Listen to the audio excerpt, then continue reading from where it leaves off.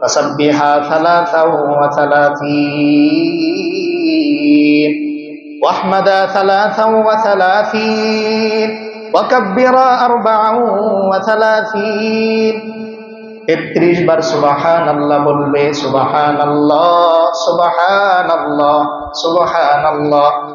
33 বার আলহামদুলিল্লাহ বলবে, আলহামদুলিল্লাহ আলহামদুলিল্লাহ আলহামদুলিল্লাহ। 34 বার আল্লাহু আকবার আল্লাহু আকবার আল্লাহু আকবার। এইভাবে মোট 100 বার পড়বে।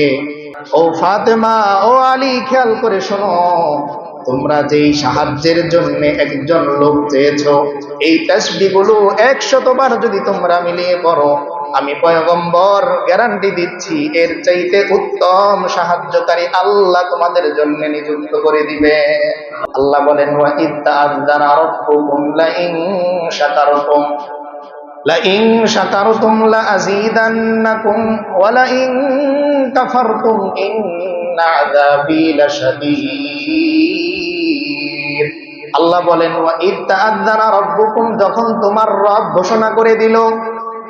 তার মানে দুনিয়ায় একজন মানুষ যেরকম অফারের ঘোষণা করে, এটা যেমন সে বাস্তবায়ন করে, আমার আল্লাহ কোরআনের এই আয়াতের মাধ্যমে ঘোষণা দিচ্ছেন, তার মানে নিশ্চিত বান্দা আমি এমনটাই করব।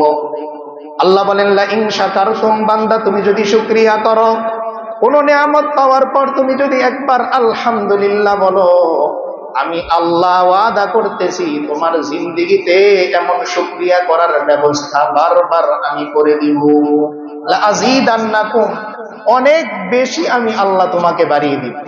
তার মানে বান্দা যদি একটা আপেল খাওয়ার পর বলে আলহামদুলিল্লাহ, আমার আল্লাহ বলেন, বান্দা আমি আল্লাহ বেশি বেশি আপেল খাওয়ার ব্যবস্থা তোমাকে করে দিব।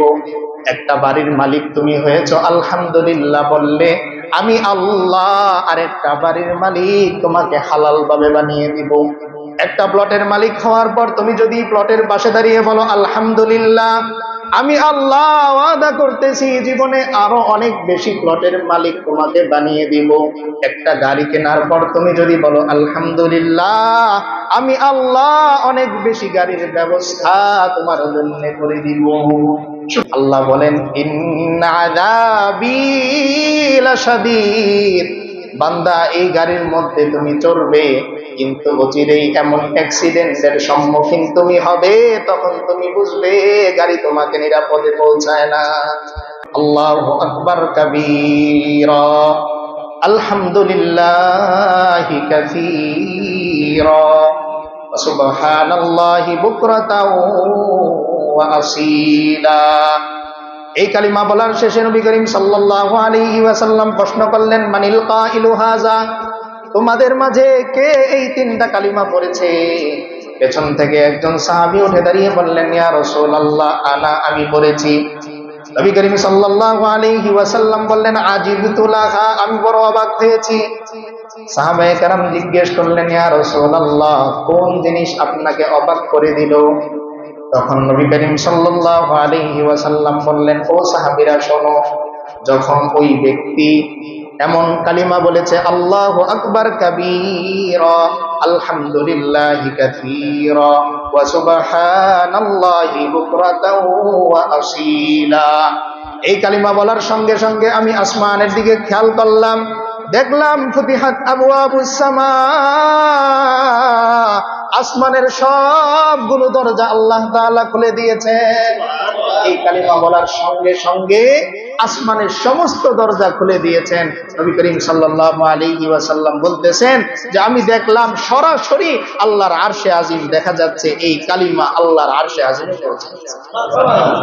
এই যে আমরা আলহামদুলিল্লাহ শুকর আদায় করি, আল্লাহ তাআলা কোরআনে কারীমের মধ্যে স্পষ্ট বলেন যে বান্দা, দুনিয়ার সিস্টেমই তো এটা, কেউ যদি তোমাকে কোনো জিনিস দেওয়ার পর তুমি বড় মুখ করে তার প্রশংসা করো, তো ওই লোকটা তোমার প্রতি সদয় দৃষ্টি দেয়। আবার কবে তোমাকে সে দিতে পারবে, আবার কবে তোমাকে সে দাওয়াত করে খাওয়াবে, এই প্ল্যান তার মাথার মধ্যে থাকে। বান্দারে, এই সিস্টেম আমি আল্লাহ তাকে শিখিয়েছি, কারণ আমি আল্লাহ নিজেই তো এই রুলস ফলো করি। আল্লাহ বলেন, ওয়া ইদ তাআযানা রাব্বুকুম লাইন শাকারতুম, লাইন শাকারতুম লাযীদান্নাকুম ওয়া লাইন কাফারতুম ইন্না আযাবী লাশাদীদ। আল্লাহ বলেন, ওয়া ইদ তাআযানা রাব্বুকুম, যখন তোমার রব ঘোষণা করে দিল। তার মানে দুনিয়ায় একজন মানুষ যেরকম অফারের ঘোষণা করে, এটা যেমন সে বাস্তবায়ন করে, আমার আল্লাহ কোরআনের এই আয়াতের মাধ্যমে ঘোষণা দিচ্ছেন, তার মানে নিশ্চিত বান্দা আমি এমনটাই করব। আল্লাহ বলেন, লা ইন শাকারতুম, বান্দা তুমি যদি শুকরিয়া করো, কোন নিয়ামত পাওয়ার পর তুমি যদি একবার আলহামদুলিল্লাহ বলো, আমি আল্লাহ ওয়াদা করতেছি তোমার জিন্দেগিতে এমন শুকরিয়া করার ব্যবস্থা বারবার আমি করে দিব। লাযীদান্নাকুম, অনেক বেশি আমি আল্লাহ তোমাকে বাড়িয়ে দিব। তার মানে বান্দা যদি একটা আপেল খাওয়ার পর বলে আলহামদুলিল্লাহ, আমার আল্লাহ বলেন, বান্দা আমি আল্লাহ বেশি বেশি আপেল খাওয়ার ব্যবস্থা তোমাকে করে দিব। একটা বাড়ির মালিক তুমি হয়েছো, আলহামদুলিল্লাহ বললে আমি আল্লাহ আরেকটা বাড়ির মালিক তোমাকে হালাল ভাবে বানিয়ে দিব। একটা প্লটের মালিক হওয়ার পর তুমি যদি প্লটের পাশে দাঁড়িয়ে বলো আলহামদুলিল্লাহ, আমি আল্লাহ ওয়াদা করতেছি জীবনে আরো অনেক বেশি প্লটের মালিক তোমাকে বানিয়ে দিব। একটা গাড়ি কেনার পর তুমি যদি বলো আলহামদুলিল্লাহ, আমি আল্লাহ অনেক বেশি গাড়ির ব্যবস্থা তোমার জন্য করে দিব। শুকরিয়ার এত দাম। আর বিপরীত যদি হয়, ওয়ালা ইন কাফারতুম, পাওয়ার পর যদি বলো চাকরির কারণে কিনেছি, অমুকে আমাকে সাহায্য করেছে তাই কিনেছি, আল্লাহ বলেন ইন্না আযাবী লাশাদীদ, বান্দা এই গাড়ির মধ্যে তুমি চড়বে, কিন্তু অচিরেই এমন অ্যাক্সিডেন্টের সম্মুখীন তুমি হবে, তখন তুমি বুঝবে গাড়ি তোমাকে নিরাপদে পৌঁছায় না। আমি তো গাড়ি কিনেছি নিরাপদে যাওয়ার জন্যে, কিন্তু আল্লাহ তাআলা এখানে আর বলতেছেন না নিয়ামত ছিনিয়ে নিব। আল্লাহ বোঝাচ্ছেন ইন্না আযাবী লাশাদীদ, বান্দা আমার আযাব বড় কঠিন। তার মানে গাড়ি তোমারই থাকবে, কিন্তু তোমার কথা শুনবে না। ড্রাইভার চালাতে চালাতে হঠাৎ রাস্তার নিচে নামিয়ে দিবে। বাড়ি তোমারই থাকবে, কিন্তু হঠাৎ তুমি অসুস্থ হয়ে উপরে উঠতেই পারবে না, লিফট তো নাই, ব্যবস্থা ছিল না, এখন নিচতলাতে থাকতে হবে। যেখানে আগে ড্রাইভার ঘুমাতো, ছেলেরা তোমাকে নিচে নামিয়ে দিবে। কেন? ওই যে শুকরিয়া তুমি করো নাই। আর যদি শুকরিয়া তুমি করো, তাহলে আমি আল্লাহ ইজ্জতের সঙ্গে তোমাকে অনেক অনেক বেশি। হযরত ফাতেমা রাদিয়াল্লাহু তাআলা আনহা, উনি হযরত আলী রাদিয়াল্লাহু তাআলা আনহুর স্ত্রী ছিলেন। তো ওখানে ওনার অনেক কষ্ট হতো, স্বাভাবিকভাবেই। হযরত আলী রাদিয়াল্লাহু তাআলা আনহুর ঘরে তো টাকা পয়সা ছিল। তো তিনি একবার শুনলেন যে নবী করিম সাল্লাল্লাহু আলাইহি ওয়াসাল্লামের কাছে একটি গোলাম এসেছে, যা আবু রাকিকুন, হাদিসের মধ্যে শব্দ আছে। তো তিনি চিন্তা করলেন যে বাবার কাছে যে একটু আবদার করি, তিনি যেন একটা কাজের লোক আমাকে ব্যবস্থা করে দেন। তো তিনি গেলেন। হাদিসের মধ্যে আছে যে ফালাম তুসাদিফহু, ফাতেমা রাদিয়াল্লাহু তাআলা আনহার সাথে নবী করিম সাল্লাল্লাহু আলাইহি ওয়াসাল্লামের সাক্ষাৎ হয়নি, বাহিরে ছিলেন কোনো কাজে। তো ফাযাকারাত যালিকা লিআয়েশা রাদিয়াল্লাহু তাআলা আনহা, তখন তিনি এই হাজতের কথা আম্মা জান হযরত আয়েশা রাদিয়াল্লাহু তাআলা আনহার কাছে বলে আসলেন যে আব্বা জান আসলে তাকে একটু বলবেন যে আপনার মেয়ে ফাতেমা এমন প্রস্তাব নিয়ে এসেছে। নবী করিম সাল্লাল্লাহু আলাইহি ওয়াসাল্লাম যখন আসলেন, সংবাদ পেলেন, তখন তিনি চলে গেলেন হযরত আলী রাদিয়াল্লাহু তাআলা আনহুর বাড়িতে। হযরত আলী রাদিয়াল্লাহু তাআলা আনহু বলেন যে তিনি এমন সময়ে আসলেন যে ওয়াকাদ আখাযনা মাদাজিআনা, আমরা বিছানা করে ফেলেছি, শুয়ে পড়ব। এমন সময় নবী করিম সাল্লাল্লাহু আলাইহি ওয়াসাল্লাম ঘরে আসলেন। তো আমরা দাঁড়াতে যাব, এমন সময় তিনি বললেন আলা মাকানিকুমা, তোমরা তোমাদের জায়গায় থাকো। আলী রাদিয়াল্লাহু তাআলা আনহু বললেন যে তিনি বসলেন বাইনি ওয়া বাইনাহা, আমার মাঝখানে এবং ফাতেমার মাঝখানে।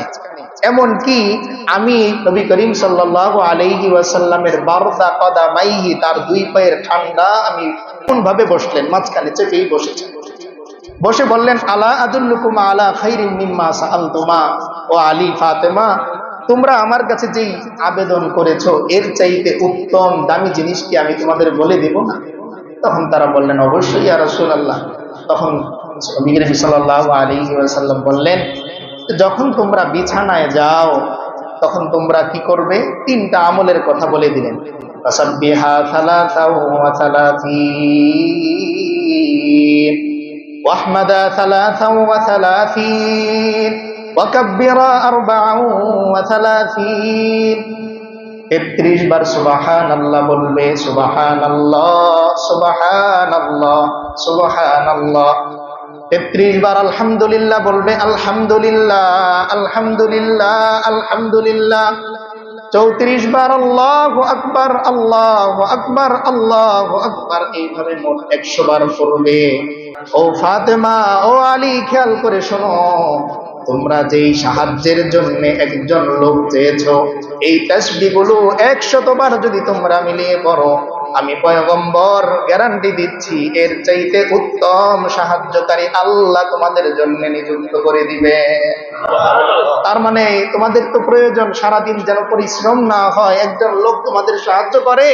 তা আমি পয়গম্বর গ্যারান্টি দিচ্ছি এই তাসবিহগুলো যদি তুমি পড়ো, তাহলে সারা দিনের পুরো জিম্মাদারি আল্লাহ তাআলা নিজে নিয়ে নিতে।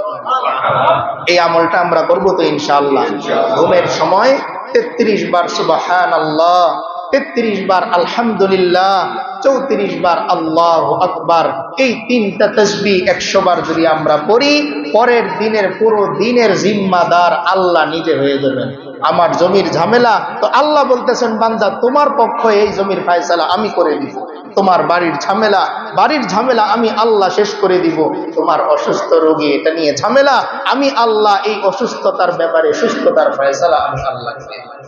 নবী করিম সাল্লাল্লাহু আলাইহি ওয়াসাল্লাম একবার এক মজলিসে বসে আছেন, হঠাৎ করে একজন সাহাবী বলে উঠলেন, আল্লাহু আকবার কাবীরা, আলহামদুলিল্লাহি কাসীরা, সুবহানাল্লাহি বুকরাতাও ওয়া আসীলা।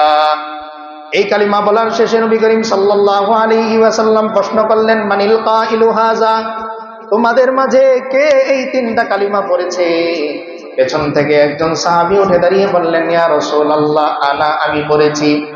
নবী করিম সাল্লাল্লাহু আলাইহি ওয়াসাল্লাম বললেন, আজিবতু লাহা, আমি বড় অবাক হয়েছি। সাহাবায়ে কেরাম জিজ্ঞেস করলেন, ইয়া রাসূলুল্লাহ, কোন জিনিস আপনাকে অবাক করে দিল?